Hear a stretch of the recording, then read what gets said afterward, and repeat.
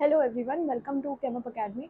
So in today's lecture, we shall be moving on to the episode number 3 for the ongoing series of our unit, that is thermodynamics. So we have the unit as,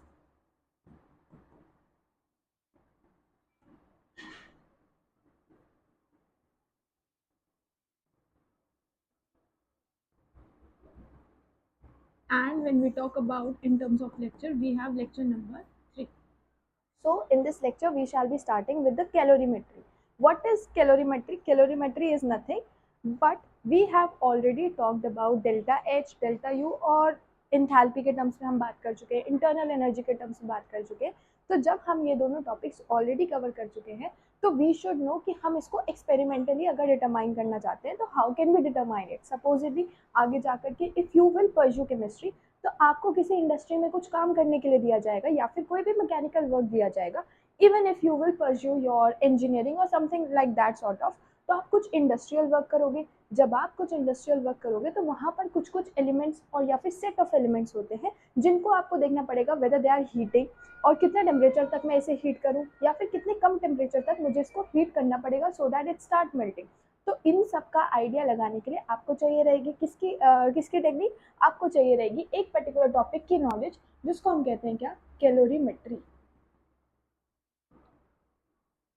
calorimetry एक ऐसी term होती है या फिर एक ऐसी study होती है जिसके थ्रू आप डेल्टा एच और डेल्टा यू दोनों की स्टडी कर सकते हो, दैट टू एक्सपेरिमेंटली. और यहाँ पर जो हम इंस्ट्रूमेंट का यूज़ करते हैं वो होता है कैलोरीमीटर. सिमिलरली यहाँ पर दो टर्म्स में हम बात करेंगे. एक टर्म होती है आपकी कांस्टेंट वॉल्यूम और एक टर्म होती है आपकी कांस्टेंट प्रेशर. हमें पता है कि अगर हम कांस्टेंट वॉल्यूम के टर्म्स में बात कर रहे हैं तो we will always talk about our internal energy. Whereas जब हमारा प्रेशर कांस्टेंट हो जाता है तो हम उसको बोल देते हैं हमारी एंथैल्पी. तो हमारे पास दो सिचुएशंस बनती हैं. First situation of hours is constant volume और दूसरी सिचुएशन जो हमारे पास बनी वो होती है हमारे पास कांस्टेंट प्रेशर.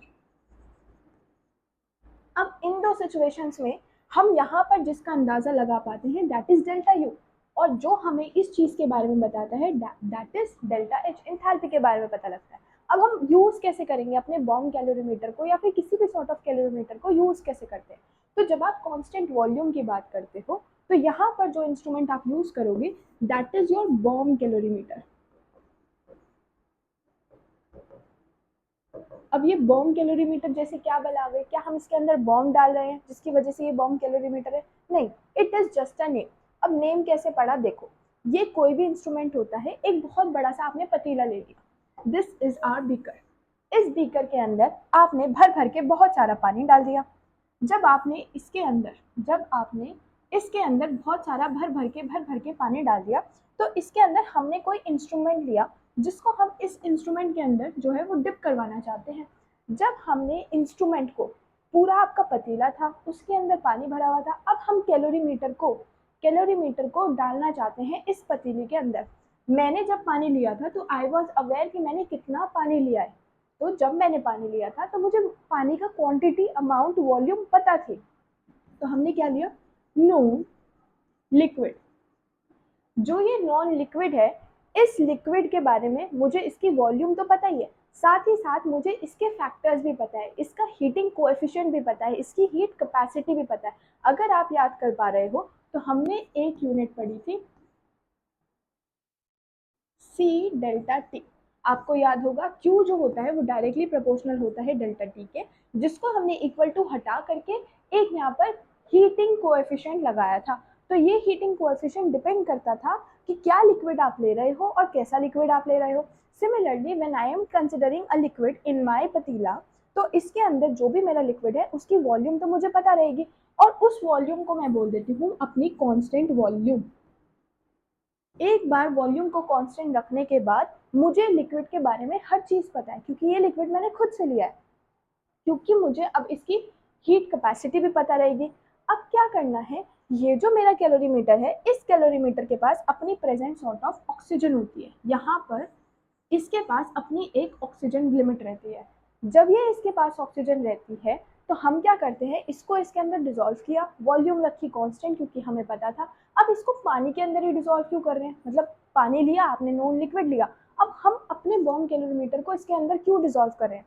देखो, जो आपका ये सिस्टम है, दिस इज माय सिस्टम, ये सिस्टम की ताकि हीट जो है वो लॉस्ट ना हो, सराउंडिंग में ना चली जाए, तो उसको प्रिवेंट करेगा कौन? ये जो लिक्विड हमने लिया है ये प्रिवेंट करता है। अब हमारे पास क्या था यहाँ पर? We were having oxygen. जब हमारे पास यहाँ पर ऑक्सीजन है तो मैं कोई भी एक कंबस्टिबल सब्सटेंस को लेकर आती हूँ और I will start burning that substance in presence of dioxygen. Combustible substance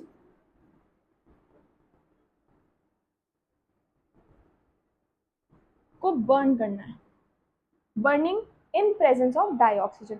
after the process is taking place, अब क्योंकि बर्निंग हो रही है तो ऑब्वियसली थोड़ा बहुत हीट के अंदर चेंजेस आएंगे।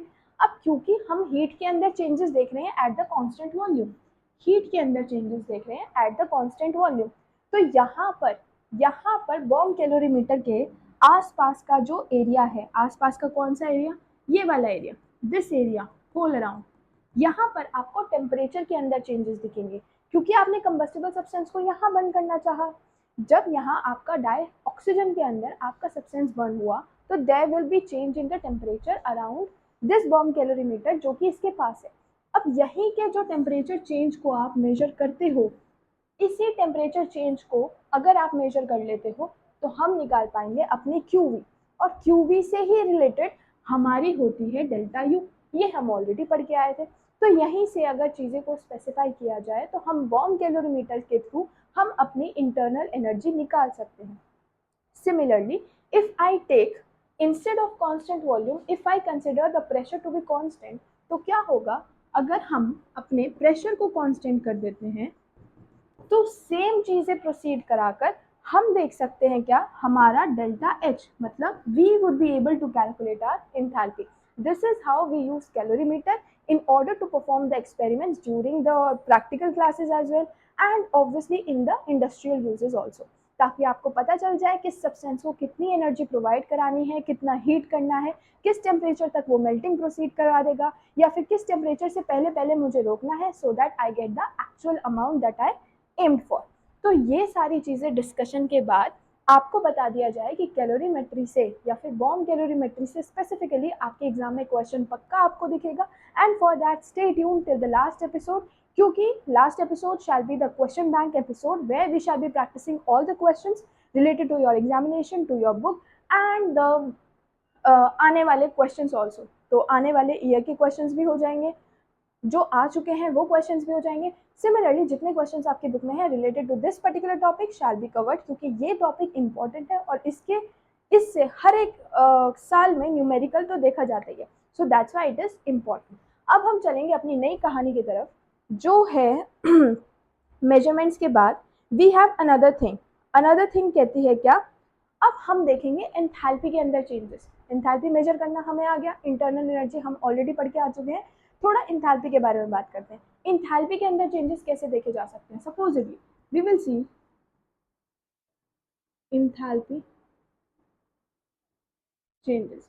जब हम एंथैल्पी चेंजेस की बात करते हैं तो हम कह सकते हैं अगर कोई रिएक्शन प्रोसीड हो रही है या फिर कोई भी रिएक्शन हो रही है, केमिस्ट्री के अंदर जितनी भी रिएक्शंस होती हैं वो कुछ इस तरीके से होती है। आपकी रिएक्टेंट साइड होती है और फिर आपको मिल जाता है प्रोडक्ट। मुझे एक का निकालना आता है एंथैल्पी, मुझे एक का एंथैल्पी निकालना आता है। अगर मुझे होल रिएक्शन का complete reaction, this is how we represent the reaction. अगर मुझसे बोला जाए कि आप एक पर्टिकुलर रिएक्शन के बारे में एंथैल्पी चेंज निकाल के दिखाओ तो मेरे पास एंथैल्पी चेंज क्या आ सकता है? Supposedly sum of all the enthalpies of the products. तो जितनी भी मेरी प्रोडक्ट की एंथैल्पी होगी, यहाँ लिख दो प्रोडक्ट, माइनस जितनी भी मेरी एंथैल्पी होगी मेरे रिएक्टेंट्स की, ये पूरी रिएक्शन की जो एंथैल्पी होगी ये मेरी बन जाएगी मेरी रिएक्शन की एंथैल्पी। मतलब क्या हुआ? मतलब ये हुआ कि अगर आपको रिएक्शन की एंथैल्पी जाननी है तो आप क्या करो, जितने भी आपके प्रोडक्ट साइड है उन सब की एंथैल्पी को करो ऐड और आप सब्ट्रैक्ट कर दो जितने भी रिएक्टेंट साइड है। तो प्रोडक्ट की एंथैल्पीज को रिएक्टेंट की एंथैल्पी से यदि सब्ट्रैक्ट कर दिया जाए तो we shall be concluding that we are getting the enthalpy of the reaction. This is how we get to know about the enthalpy changes. Similarly, we have certain sort, मतलब कुछ equations ऐसी होती है जहाँ पर हमें स्टोइचोमेट्रिक कोएफिशिएंट्स के बारे में बताया जाता है। स्टोइचोमेट्रिक याद करो, हमने यूनिट 1 में लास्ट टर्म में पढ़ा था। जैसे जैसे we have CH4 plus O2 will give CO2 plus 2H2O। यहाँ पर अगर मैं स्टोइचोमेट्री की बात करती हूँ तो यहाँ की स्टोइचोमेट्री हुई 1, 2, 1 एंड 2। क्या ये मेरे स्टोइचोमेट्रिक कोएफिशिएंट्स नहीं हुए? Since these are my stoichiometric coefficients, तो अगर मुझे इसकी एंथैल्पी निकालनी है तो हो सकता है कि मेरे रिएक्टेंट साइड पर स्टोइचोमेट्रिक हो, मेरे प्रोडक्ट साइड पर स्टोइचोमेट्री हो, तो मेरे रिएक्टेंट प्रोडक्ट दोनों साइड पर भी हो सकती है। तो if I tend to calculate the enthalpy change for my this reaction, अगर एंथैल्पी चेंज निकालना है फॉर दिस रिएक्शन तो हम लिख लेते हैं डेल्टा एच, जो कि बराबर हो जाएगा प्रोडक्ट साइड पे। प्रोडक्ट साइड पे अगर हम देखें तो हम कर सकते हैं डेल्टा एच CO2 के लिए प्लस डेल्टा एच H2O के लिए माइनस डेल्टा एच CH4 के लिए माइनस डेल्टा एच O2 के लिए। ये थी नॉर्मल रिएक्शन, पर क्या हमने स्टोइचोमेट्री इन्वॉल्व करी? नहीं। स्टोइचोमेट्री जो होती है that is consideration for the moles, हमें मोल्स के बारे में बताती है। अब क्योंकि ये चीज मोल्स के बारे में बता रही है तो हम क्या करेंगे, हम अपनी स्टोइचोमेट्री को भी इन्वॉल्व कर देंगे अपनी इक्वेशन में। कौन सी इक्वेशन में? अपनी इंथैल्पी की इक्वेशन में। तो जो हमारी स्टोइचोमेट्री थी, लेट्स इन्वॉल्व प्रोडक्ट साइड पर देखेंगे पहले। प्रोडक्ट साइड पर वाटर के 2 हैं तो वाटर के पहले आप लगा दो 2, CO2 का 1 है तो लेट इट बी 1, फिर यहाँ पर O2 के लिए 2 है, यहाँ लगाया 2 और यहाँ पर है आपका 1।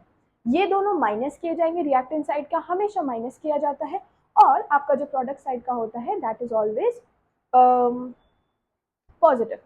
एक और चीज, इन सब चीज़ों में आगे बढ़ने से पहले हमारे पास एक पर्टिकुलर चीज़ रहती है। वो क्या रहती है? जो हमारी इंथैल्पी होती है, the enthalpy that we possess, ये 2 टाइप की हो सकती है। It can be exo and it can be endo.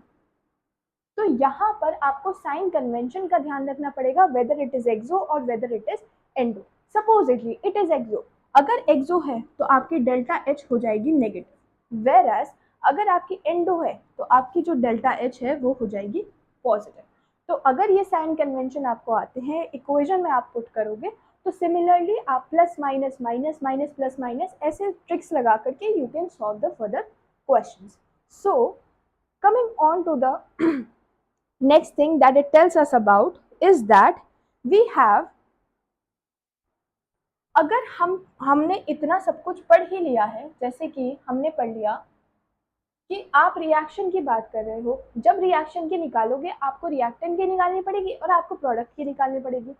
कई बार क्या होता है, हमारे पास सर्टेन सिचुएशंस ऐसी आती हैं कि हम जो है टेम्परेचर को कांस्टेंट कर देते हैं और अपना जो प्रेशर है उसको हमेशा 1 बार एज अ बेस मान के चलते हैं। तो सपोजिटली अगर आपके पास रिएक्टेंट्स हैं, कोई भी रिएक्टेंट हो सकता है, supposedly I have a reactant ethanol at 298 K and pressure is equals to 1 bar, या फिर मेरे पास है solid iron at 523 K and pressure again is equals to 1 bar।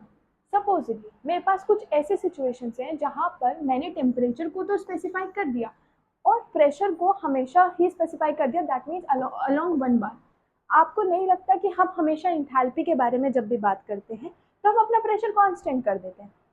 पर क्या कांस्टेंट प्रेशर करने का मतलब है कि आप हमेशा 1 बार लेकर चलोगे? हम 1 ATM भी ले सकते हैं। Why are we considering it only 1 bar? 1 ATM भी तो एक स्टैंडर्ड यूनिट होती है, तो that also you can take, या फिर आप इन टर्म्स ऑफ पास्कल भी ले सकते हो अपना प्रेशर। वाई ओनली 1 बार? देखो, आप कोई भी यूनिट में लो but that should be the standard one. आपने बार लिया है तो 1 bar is the standard unit. आप ATM लोगे, 1 ATM is the standard unit.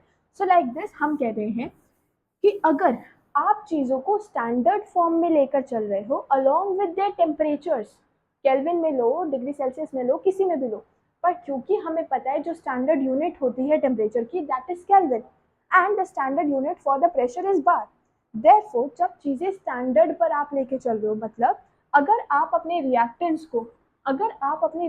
को स्टैंडर्ड पर लेकर चलते हो तो जो भी उनकी इंथैल्पी होती है, the enthalpy is always is in standard form, और उस एंथैल्पी को आप इस तरीके से क्या करते हो, रिप्रेजेंट। तो स्टैंडर्ड एंथैल्पी का मतलब कुछ नहीं होता, आपने प्रेशर और टेम्परेचर की कंडीशंस को स्टैंडर्ड रख दिया है, तो दैट रेफर्स टू योर कि आपकी स्टैंडर्ड एंथैल्पी आ जाएगी। यानी कि अगर आप रिएक्टेंट्स को स्टैंडर्ड टर्म्स में लिखना चाहते हो, सपोजिटली आप रिएक्टेंट्स को इथेनॉल को लिखना चाहते हो, तो आप लिख सकते हो क्या, C2H5OH is your ethanol, this is your ethanol. Since it is your ethanol, तो इसकी एंथैल्पी अगर आप लिखना चाहोगे तो आप लिखोगे delta H naught. Naught refers to your formation या फिर स्टैंडर्ड टर्म, या तो आप नॉट ऐसे बना सकते हो या फिर आप डायरेक्ट नॉट ऐसे भी बना सकते हो, ऐसे, ठीक है। और मेजरली तो नॉट ऐसे बनाया जाता है, ऐसे भी आप बना सकते हो, तो दैट डिपेंड्स, ठीक है। तो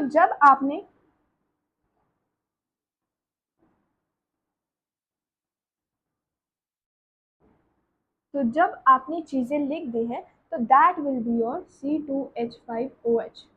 कब, जब आपका टेम्परेचर और प्रेशर हो जाए एक पर्टिकुलर चीज के ऊपर कांस्टेंट, प्रेशर तो कांस्टेंट ही था, आपने टेम्परेचर को भी कांस्टेंट कर दिया और लिए है उनकी कोई भी स्टैंडर्ड वैल्यू, तब जाकर के आपकी जो रिप्रेजेंटेशन आती है, इसी चीज को बोला जाता है क्या, स्टैंडर्ड एंथैल्पी। जब आप कंडीशंस टेम्परेचर और प्रेशर की स्टैंडर्ड पढ़ लेते हो, तो that becomes your standard enthalpy. Then we have what if we are going through a reaction। हमने रिएक्टेंट्स पढ़ लिए, रिएक्टेंट्स हमारे स्टैंडर्ड में आ रहे हैं, प्रोडक्ट्स भी ऐसे सिमिलरली स्टैंडर्ड पे आ सकते हैं। what if आप कोई चेंजेस करा रहे हो, चेंजेस जैसे अगर मुझे कराना है, मेरे पास कोई पानी है, उस पानी को मुझे वेपर्स में फॉर्म करना है, या फिर मेरे पास कोई आइस है, मुझे उस आइस को मेल्ट कराना है। Supposedly I have this piece of ice, and this piece of ice को अगर हम मेल्टिंग पर लगा देते हैं, what if I provide fire to this, so it will start melting. This is my solid, and now it will start melting and to form a liquid. ये एक particular sort of reaction हो रही है। जब मेरी reaction कुछ इस प्रकार की है कि जो अमाउंट यहाँ था वही सेम अमाउंट रिएक्टेंट में भी है, पर क्या आपको नहीं लग रहा कि यहाँ पर फेज चेंजेस देखने के लिए मिल रहे हैं? ऐसे को बोलते हैं हम फेज चेंज और फेज ट्रांसफॉर्मेशन। फेज चेंज और फेज ट्रांसफॉर्मेशन का मतलब क्या हुआ, अगर आपका कोई भी अमाउंट सॉलिड से लिक्विड में कन्वर्ट हो जाता है तो उसको बोलते हैं फेज चेंज। लिक्विड से गैस में हो जाए, गैस से वेपर्स में हो जाए, हमें नहीं मतलब, हमें बस इतना देखना है कि हमारा जो भी कंटेंट है उसकी जो सॉलिड फेज थी, अगर वो चेंज होकर के सॉलिड, लिक्विड या गैस किसी भी फॉर्म में आ रहा है, तो that refers to my phase change. अब क्या हुआ, मेरे पास कोई आइस थी, on heating that ice it has started to melt और यहाँ पर चेंज आ गया। अब मुझे जो नोट करना है that is what is the enthalpy change, what if I consider the enthalpy change for this ongoing particular reaction। तो इसके लिए अगर मुझे रिएक्शन देखनी है तो I will always consider 1 mole। on my consideration of 1 mole, हमेशा 1 mole के लिए I will be considering, and at kelvin temperature जो कि रिक्वायर्ड टेम्परेचर होता है उसके ऊपर कंसिडर किया जाएगा, अलॉन्ग विथ प्रेशर एट 1 बार। जब मैं इन चीज़ों के ऊपर अपनी एंथैल्पी चेंज का नोटिस करती हूँ, तो that change of mind will be called enthalpy of fusion. और क्योंकि यहाँ पर स्टैंडर्ड कंडीशंस ली गई हैं, here the standard conditions are being observe, तो यहाँ हम लिख सकते हैं क्या, standard enthalpy of fusion। Why? Because there is change from solid to liquid. That's why we say that standard enthalpy of fusion shows its change. Similarly, अगर solid से liquid हो रहा है तो you are calling it fusion। आपने 1 मोल के लिए बात करनी है, टेम्परेचर आपका फिक्स्ड है, आपका बार भी फिक्स्ड है। सिमिलरली अगर आप बात करते हो अपने लिक्विड फेज से अपने गैसियस फेज में, तो that will be your enthalpy for vaporization। और क्योंकि आप स्टैंडर्ड कंडीशन ले रहे हो तो that will represent as standard enthalpy of vaporisation. लेकिन बात करोगे हमेशा 1 मोल के लिए 1 बार पर और केल्विन टेम्परेचर पर, ठीक है। सिमिलरली अगर गैसियस से यहाँ तक पहुँच गए तो आपको नहीं लगता हम सॉलिड से भी गैस पर पहुँच सकते हैं, और इसी पर्टिकुलर चीज़ को हम बोल देते हैं सब्लिमेशन। इसी को हम बोल देते हैं क्या? Sublimation.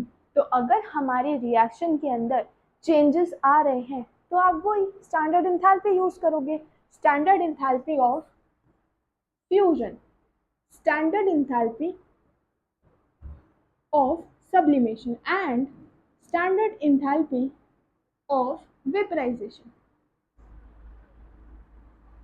Like this we can use. This is for fusion, this is for sublimation, and this is for vaporization. This is how we can proceed. Coming on to the next thing that we have another thing that we have in this topic is standard enthalpy of formation. When we talk about standard enthalpy of formation, मतलब आपका reaction तो हो रही है पर कुछ कुछ चीजें बन पा रही हैं, जैसे कि स्टैंडर्ड एंथैल्पी ऑफ फॉर्मेशन में यूजुअली कंफ्यूजन हो जाता है। जैसे we have standard enthalpy of formation. अब स्टैंडर्ड से आपको समझ में आ गया होगा कि हमने प्रेशर को रखना है 1 बार और हमें रखना है केल्विन में टेम्परेचर। और जब भी इन सब की बात करेंगे तो हमेशा याद रखना कि हम बात कर रहे हैं 1 मोल की, ना 1 से ज़्यादा ना 1 से कम, जस्ट कांस्टेंट 1 मोल। 1 मोल का मतलब हो गया कि आपके जो प्रोडक्ट साइड पर जो भी आप प्रोडक्ट मेजर प्रोडक्ट बनाना चाहते हो that should have the stoichiometry as 1। जिस भी प्रोडक्ट की आप तलाश में हो या जो भी प्रोडक्ट आपने बनाया है that product should have its stoichiometry as 1, तभी वो 1 मोल कहलाया जाएगा, वरना नहीं। तो सपोजिटली अगर हम बनाते हैं C plus O2 will be giving me CO2। ये फॉर्मेशन समझने के लिए है, मतलब मेरा जो CO2 है वो बना कैसे? इट हैज 2 एलिमेंट्स, एक हो गया कार्बन और दूसरा एलिमेंट हो गया ऑक्सीजन। जब ये अपने 2 एलिमेंट से बन रहा है, carbon in its pure form, oxygen in its pure form. Oxygen कैसे बना? O plus O will give me O2, like this will give me O2. Similarly if I talk about my sulfur के लिए H के लिए we can also talk H2। तो अगर हम ये अपने कॉन्स्टिट्यूएंट चीज़ें बना रहे हैं, यानी कि अगर हम अपनी प्रोडक्ट साइड पर चीज़ें बना रहे हैं, कोई भी चीज़ बना सकते हैं, तो इन चीज़ों का बनना फ्रॉम देयर कॉन्स्टिट्यूएंट एलिमेंट्स, जिसके अंदर से ये बने हैं, तो उसी को बोला जाता है आपका इंथैल्पी ऑफ फॉर्मेशन। उसी के अंदर जितने भी एनर्जी चेंजेस आएंगे, हीट के चेंजेस आएंगे, तो that refers to your enthalpy of formation. Supposedly, if I say that H2 plus O2 will give me H2O and here I can take half। ये भी मेरी इंथैल्पी ऑफ फॉर्मेशन हो गई। Enthalpy of formation इसको मैंने क्यों बोला, इनको इंथैल्पी ऑफ फॉर्मेशन क्यों बोला जा रहा है? See we are calling them enthalpy of formation. एक तो यहाँ पर प्रेशर इज ऑलवेज 1 बार, और जिस अमाउंट ऑफ टेम्परेचर पर ये काम कर रहे हैं that is also fix. Also यहाँ पर आप देखो 1 मोल ही बन रहा है, सिमिलरली यहाँ पर भी 1 मोल बन रहा है। तो आपको नहीं लगता कि इनकी जो चीज़ें बनी हैं that is enthalpy of formation? What if I take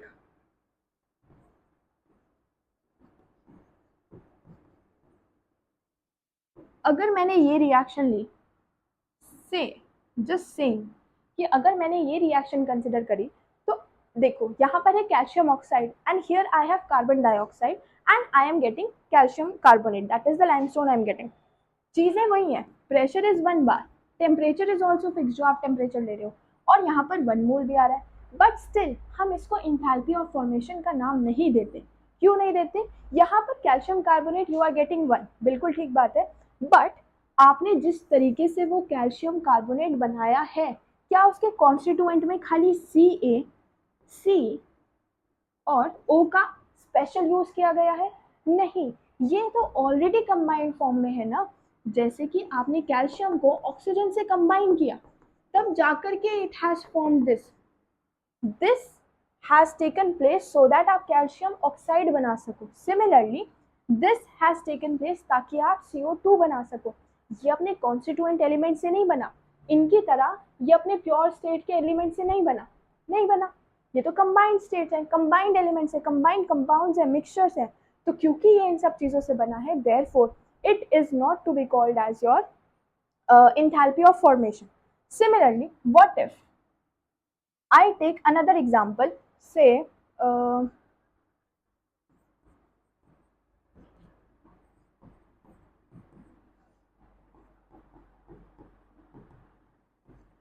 what if I take this example of mine, और यहाँ पर मुझे मेजर प्रोडक्ट बनाना था वाटर को. अगर आप देखोगे प्रेशर है 1 बार, टेम्परेचर भी हमने फिक्स कर दिया, but the moles that we are getting over here are not fixed. Therefore ऐसी सिचुएशंस को भी हम नहीं बोलेंगे. कब तक नहीं बोलेंगे? जब तक हमारे पास दूसरी इक्वेशन ले लेते हैं. अगर इसे समझ नहीं आया तो वी कैन टेक दूसरी इक्वेशन, जैसे कि H2 प्लस Br2 हमें देता है 2HBr. मुझे हाइड्रोजन ब्रोमाइड तो बनाना था, but can't you see that this is 2 in stoichiometric number. Since it is 2 in stoichiometric number, therefore it is not for 1 mole. 1 mole के लिए नहीं है. 1 mole के लिए होता तो it has to be the formation. कुछ लोग बोलेंगे we are getting confused between your fusion and between your formation. So for fusion we'll use this, and for formation we can use this. So this is upon you what you are using. आप बस mention कर देना कि हमारी enthalpy for fusion ये है और formation ये है. यूजुअली जो आप यूज करोगे most importantly that is for formation, जिसके लिए आगे जाकर के आप सिंबल कुछ इस तरीके से ही बना देते instead of writing FOR. That is on you what you are using. ठीक है, coming back to the question, जो यहाँ पर कह रहा है that is saying that it is saying that 2 moles बने हैं, हमें तो चाहिए थे 1 मोल. तो 1 मोल बनाने के लिए we can use half H2 half Br2 in order to get HBr. बन गया 1 बन गया, तो इसको बोला जाएगा इंथैल्पी ऑफ फॉर्मेशन, ना कि इसको. This is how we talk in terms of enthalpy of formation. तो हमने सीखा enthalpy of formation, fusion, vaporisation, sublimation and standard enthalpies. इन सबका ही स्टैंडर्ड फॉर्म अगर ले लिया जाए तो that refers to the standard enthalpy. इसी के साथ अगर हम बात करें अपने थर्मोडायनेमिक इक्वेशंस की, जैसे हमारे पास बहुत सारी थर्मोडायनेमिक इक्वेशंस आती हैं, तो उन्हीं के साथ साथ what if we tend to learn the various things. जैसे आपके पास अगर इंथैल्पी लिखनी है तो आप हमेशा इंथैल्पी को लिखोगे या फिर रिप्रेजेंट करोगे किलो जूल पर मोल के अंदर, या फिर आपके पास जो इंथैल्पी होती है, जो आपके पास इंथैल्पी है, दैट कुड बी एक्सो और that could be your endo. Exo भी हो सकती है और एंडो भी हो सकती है. Since it is exo and endo, therefore जो आपकी इंथैल्पी होती है, your enthalpy always at 1 bar आप लोगे, जहां पर आपका प्रेशर रह जाएगा क्या? कांस्टेंट. तो ऐसी चीजें अगर आप कंसिडर करके चलोगे तो therefore they will make things important.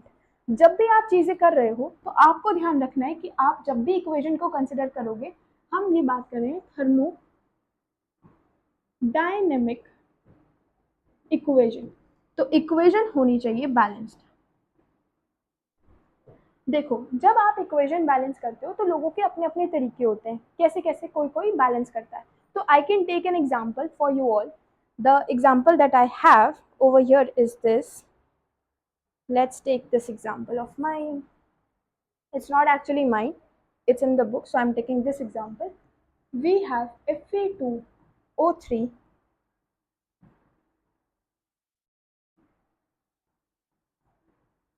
This is solid, this is gas, to give you 2Fe solid and 3H2O liquid. This equation is balanced. Similarly, if I take equation on the another page that I have, same equation it is but different balancing techniques.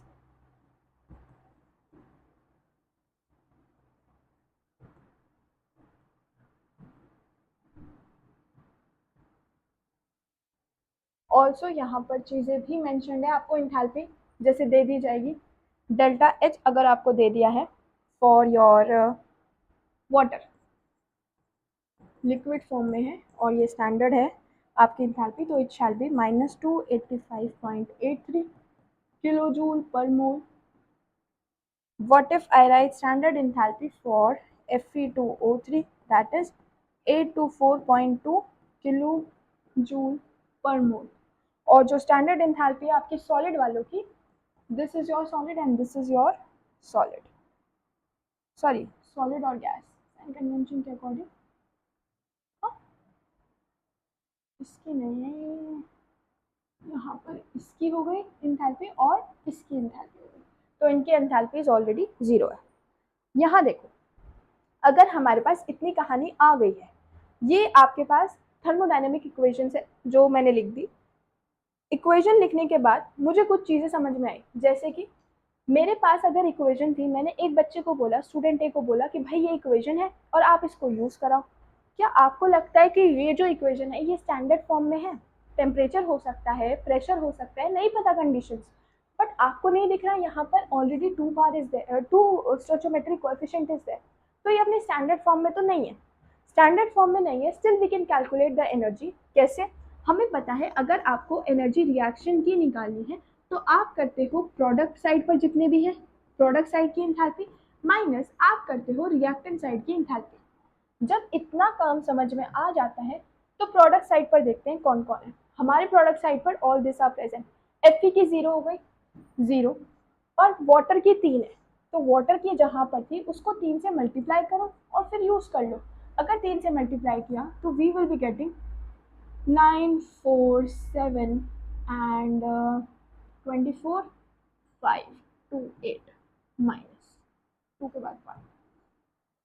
ये वाली आई आपकी product side की. Product side में जितना zero मर्जी add कर दो, ये प्रोडक्ट साइड की आ गई. सिमिलरली अगर हम कैलकुलेट करते हैं अपनी रिएक्टेंट साइड की, तो रिएक्टेंट साइड में ये रहेगा इतना ही, -824.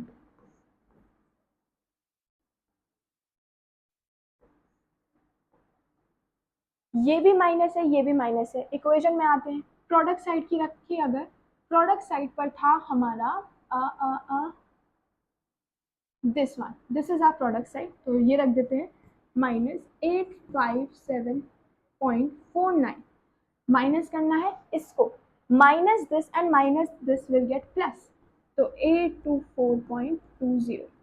This is how you will be solving. और अगर इसको फर्दर सॉल्व कर लिया जाए तो that will give you 92.73, 5 and 2 3, 33 point समथिंग किलो जूल पर मोल. ये बनी आपकी कहानी. वेयर एज अगर सेम चीज को अगर यहाँ पर 1 बना दिया जाए, what if I make things to be 1 over here, क्योंकि मुझे तो अल्टीमेट गोल ये है ना, मुझे 1 चाहिए यहाँ पर, 1 मोल के लिए मैं निकालूं तभी स्टैंडर्ड मानी जाएगी. तो स्टैंडर्ड के लिए अगर मैंने 1 मोल के लिए भी निकालनी है तो जो मेरी इसके लिए आई है, टोटल इसके लिए आई है, जो इसके लिए आई है उसी को मैं 2 से डिवाइड कर देती हूँ. You will B calculating using this equation. Using this equation you will be calculating, this is your homework to calculate using this equation जहाँ पर है आपका 1 मोल. ठीक है, तो जब हमने इतना काम कर लिया तो इसी को डिवाइड कर देते हैं, तो that will be approximately, approximate sign लगा देते हैं आपके लिए,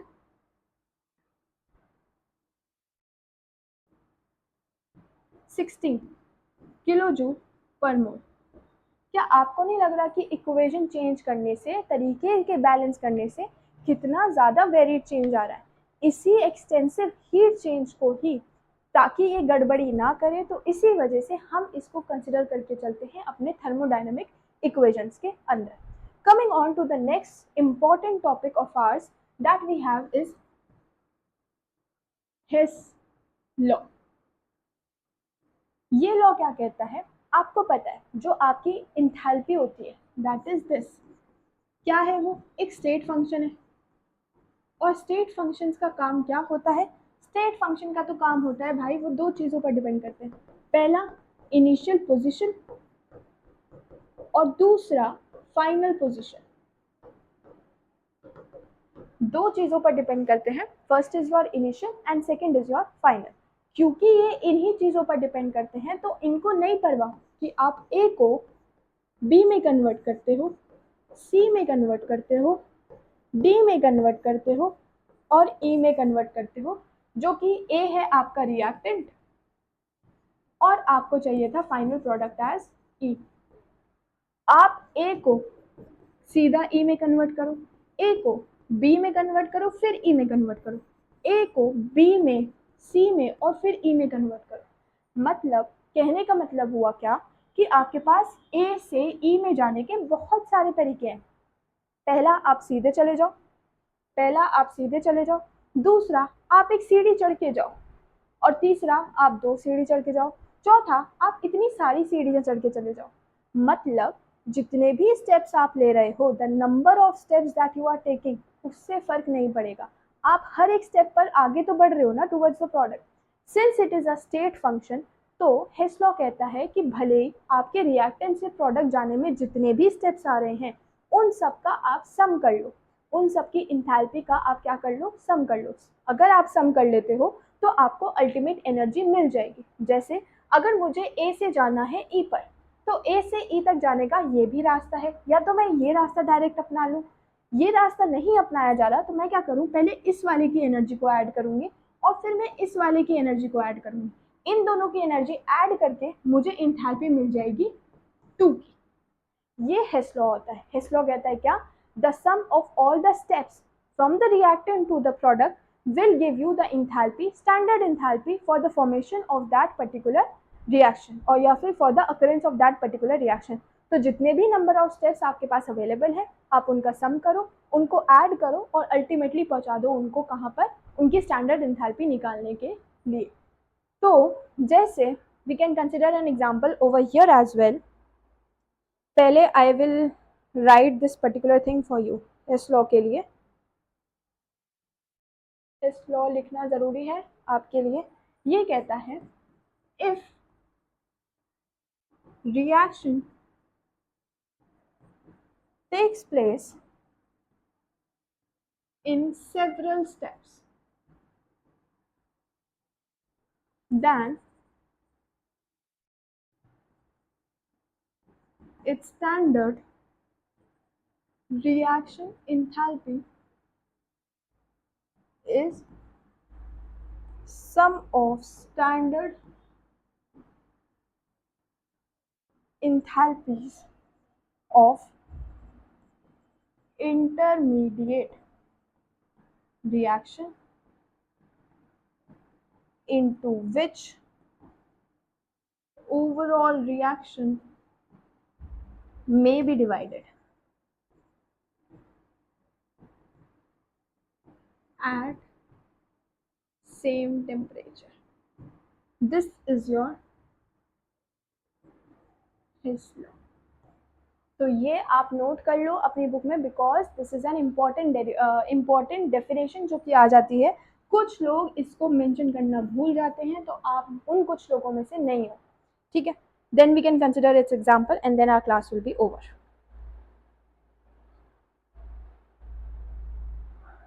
आई hope you have taken. Now we have example. आपको बताना है C प्लस हाफ O2 को अगर हम CO में कन्वर्ट करते हैं तो आपको इसका इंथैल्पी चेंज बताना, ये क्वेश्चन है। अब रिएक्शन कैसे कैसे हो सकती है, आपके पास 3 प्रोसेस है जो रिएक्शन को फॉलो करवा रहे हैं। जो कहता है C प्लस हाफ O2 आपको दे रहा है CO2, जिसकी इंथैल्पी आपको दे रखी है -393.5 किलो जूल पर मोल। दूसरा इसका स्टेप है CO प्लस हाफ O2 आपको दे रहा है CO2, जिसका एनर्जी चेंज है -283.0 किलो जूल पर मोल।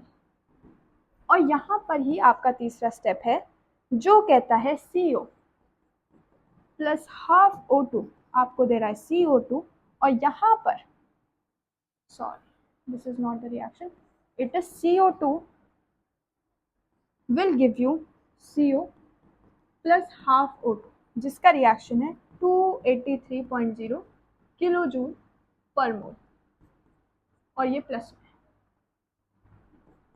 ठीक है। So these are the reaction conditions. मतलब आपको क्वेश्चन में दिया है इसका निकालने के लिए, along with you are provided these 3 equations. Since you are provided with these 3 equations, so it is saying that अगर मुझे C प्लस O2 को CO तक पहुंचाना है तो यूज दीज थ्री इक्वेशन, मतलब step 1, step 2, step 3 using the Hess law, the law that we have just read. अगर हम यूज करते हैं अपना हिस लॉ, तो हिस लॉ सेज दैट जितने भी रिएक्शंस आपकी हुई हैं, जितने भी स्टेप्स में हुई है, तो उन सब रिएक्शंस की एंथैल्पी का सम कर दो and you will be getting the reaction. पर यहाँ मुझे नहीं पता whether all the three steps are have occurred और नॉट, तो उसके लिए मुझे जाना पड़ेगा अपनी रिएक्शन की तरफ। रिएक्शन में देखा कार्बन है और ऑक्सीजन है, तो मुझे रिएक्टेंट साइड अगर मुझे मिल जाती है इनमें से किसी इक्वेशन में, तो I shall be considering that. तो अगर मुझे कार्बन और ऑक्सीजन कहीं दिख जाते हैं, जो कि मुझे दिख गए, तो I shall be using that equation. Similarly अगर मुझे प्रोडक्ट साइड में CO चाहिए, तो प्रोडक्ट साइड में CO is my in this equation, in this equation. तो आपको नहीं लगता कि अगर मैं इन दो इक्वेशन के साथ ही अगर खेलूंगी तो I will be getting my answer? देख लेते हैं एक बार सॉल्व करके, क्या पता सेकंड वाले की जरूरत ना पड़े, हो भी सकता है सेकंड वाले की जरूरत पड़े, हो भी सकता है ना भी पड़े। तो अगर मुझे रिएक्टेंट मिल गया, मुझे प्रोडक्ट मिल गया, तो लेट्स ऐड दीज टू। हिस्लो बोलता है क्या, दोनों को ऐड करके देखो। तो दोनों को ऐड करते हैं, अगर C प्लस हाफ O2, इसका रिएक्टेंट इसके रिएक्टेंट में ऐड करेंगे, इसका रिएक्टेंट इसके रिएक्टेंट में ऐड करा, तो ये आ गया, रिएक्टेंट सारे एक तरफ हो गए। अब इसका प्रोडक्ट और इसका प्रोडक्ट साथ में ऐड कर दो, कर दिया। इंथैल्पी को भी ऐड कर देते हैं, इंथैल्पी को इफ वी विल ऐड, तो यहाँ लिख देते हैं 5 and 3 that will give me 5, 3 and 3 will give me 0, 9 and 8 will give me 1 and 1 minus, and unit shall be kilojoule per mole। जिसके ऊपर येलो टिक लगे only those equations are being considered. अब देखो क्या मेरी रिएक्शन ऊपर जैसी reaction बन पाई? अभी तक तो नहीं, पर बनाने की कोशिश करते हैं। कार्बन इज देयर, क्या यहाँ पर कहीं कार्बन है जिसको हम कार्बन से ऐड कर दें? नहीं, जो सेम साइड पर होंगे, जो रिएक्टेंट साइड पर होंगे, उनको आप करोगे ऐड। वेयर एज अगर कोई रिएक्टेंट एंड प्रोडक्ट साइड पर है, तो उनको करोगे आप सब्ट्रैक्ट। ये रूल होता है, ठीक है। अब देखो कार्बन समाप्त हो गया, ऑक्सीजन यहाँ पर भी है, और आपका ऑक्सीजन यहाँ पर भी है। सिंस ऑक्सीजन इज हियर, ये कैसे ऑक्सीजन आ गया? C plus, okay, it has to be 1 and here also it has to be 1, ठीक है। यहाँ 1 ऑक्सीजन और यहाँ हाफ ऑक्सीजन, तो ऑक्सीजन जिस तरफ भी कम है, इस तरफ ऑक्सीजन कम है, 1 से कम होता है हाफ, तो ऑक्सीजन इस तरफ कम है, तो इस ऑक्सीजन को आपको लेकर आना पड़ेगा अपने प्रोडक्ट साइड पर, रिएक्टेंट साइड पर। प्रोडक्ट साइड से आप ले आए इसको रिएक्टेंट साइड पर। जब आप अपना ऑक्सीजन यहाँ ले आते हो, तो आप क्या करोगे, कार्बन एज इट इज रहा, 1 ऑक्सीजन में से हाफ ऑक्सीजन एक रिएक्टेंट पर है, एक प्रोडक्ट पर है, दोनों को करेंगे माइनस, तो रिएक्टेंट माइनस प्रोडक्ट किया तो कितना आ गया आपके पास, हाफ ऑक्सीजन। अब CO2 इधर भी है और CO2 इधर भी है, इधर भी 1 CO2, इधर भी 1 CO2, तो ये तो 1 1 किधर भी ले जाओ, दे विल गेट कैंसल्ड।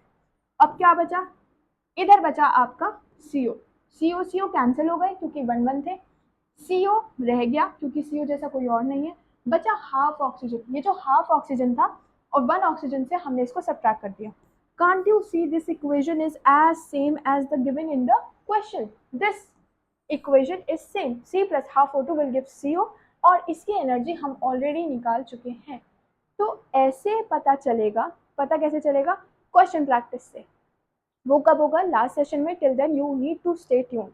अब देखो जब हमने हिस लॉ यूज़ किया, तो हिस लॉ यूज़ करने पर हमें क्या पता चला कि सम तो आपको लेना है, पर अंधे हो गए सम नहीं लेना। हर इक्वेशन इन्वॉल्व होगी ज़रूरी नहीं होता।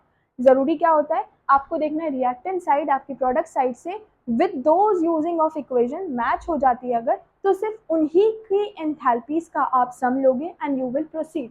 आप बोलोगे आपने तो सम बोला था, why did you subtract this particular equation from this particular equation?